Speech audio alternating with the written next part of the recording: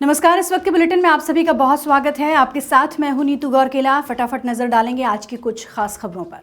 देश के प्रधानमंत्री नरेंद्र मोदी 2 दिवसीय केरल और तमिलनाडु दौरे में हैं। आज वो तमिलनाडु में करोड़ों की योजनाओं को लोगों के बीच रखने वाले हैं और इसके बाद पीएम नरेंद्र मोदी महाराष्ट्र का दौरा करेंगे और इसके साथ ही महाराष्ट्र में जनसभा को संबोधित करेंगे।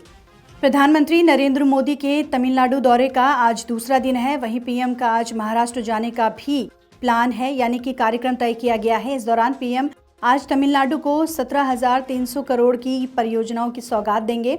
वहीं महाराष्ट्र के अवतमाल में पीएम मोदी करोड़ों रुपए की कई योजनाओं का उद्घाटन और शिलान्यास भी करेंगे, साथ ही जनसभा को भी संबोधित करेंगे। इसके साथ ही आपको बता दें कि महाराष्ट्र में प्रधानमंत्री किसान सम्मान निधि की 16वीं किस्त जारी करेंगे। साथ ही किसानों के खातों में 21,000 करोड़ रुपए से ज्यादा की राशि हस्तांतरित करेंगे। बढ़ते आगे, 3 राज्यों के राज्यसभा सीटों के लिए वोटिंग की गई और खेला यहाँ पर हुआ। खेला कहाँ हुआ? हिमाचल प्रदेश में। जी हाँ, हिमाचल प्रदेश में क्रॉस वोटिंग हुई। अब अंदाजा ये लगाया जा रहा है कि हिमाचल प्रदेश में सरकार गिर सकती है, यानी कि बीजेपी की सरकार बन सकती है। आपको बता दें कि हिमाचल प्रदेश में 48 जो है विधायक वो कांग्रेस के हैं, लेकिन इसके बावजूद भी कांग्रेस यहाँ पर राज्यसभा सीट हार गई। वहीं उत्तर प्रदेश की बात करें तो उत्तर प्रदेश में बीजेपी को 8 सीटें और अखिलेश यादव यानी कि समाजवादी पार्टी को 2 सीटें मिली हैं। वहीं कर्नाटक में 1 सीट बीजेपी को मिली है। यूपी की 10, कर्नाटक की 4 और हिमाचल प्रदेश की 1 सीट पर राज्यसभा चुनाव के लिए वोटिंग हुई। यूपी में 8 सीटें बीजेपी को मिली, जबकि 2 सीटों पर सपा ने जीत दर्ज की।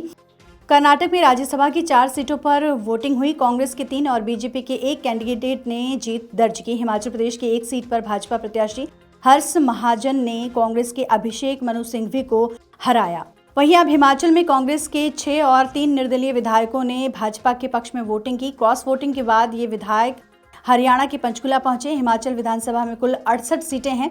नवंबर 2002 में हुए विधानसभा चुनाव में कांग्रेस को 40 और बीजेपी को 25 सीटें मिली थी।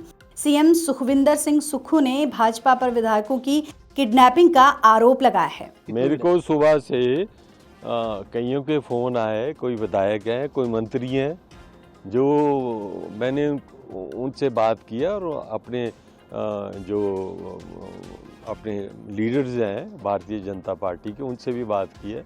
मैंने कहा ऐसे ऐसे अब उनकी स्थिति जैसे आप देखेंगे घंटों में चेंज हो जाएगी। तो अब भारतीय जनता पार्टी की यहाँ सरकार बनेगी, मजबूत सरकार बनेगी।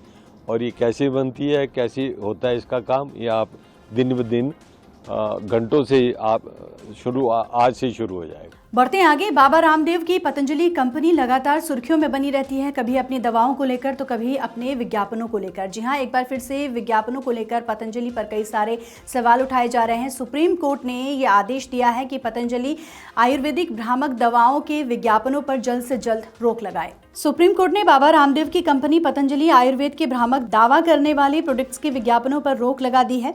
कोर्ट ने कंपनी और मैनेजिंग डायरेक्टर आचार्य बालकृष्ण को नोटिस भी जारी किया है। अदालत ने इसका जवाब देने के लिए 3 हफ्ते का समय दिया है। अदालत ने यह आदेश इंडियन मेडिकल एसोसिएशन की ओर से दाखिल याचिका पर सुनवाई के दौरान दिया। पतंजलि ने कोर्ट के आदेश को नजरअंदाज किया है। आपको बता दें, इस तरीके के आरोप भी लगाए गए हैं। कोर्ट ने पिछले साल पतंजलि को ऐसे विज्ञापन नहीं देने का निर्देश दिया था। कंपनी ने इसे नजरअंदाज किया।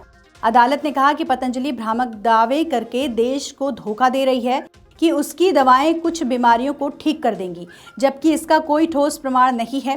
साथ ही सरकार से पूछा कि पतंजलि के विज्ञापनों के खिलाफ सरकार ने क्या कार्रवाई की है।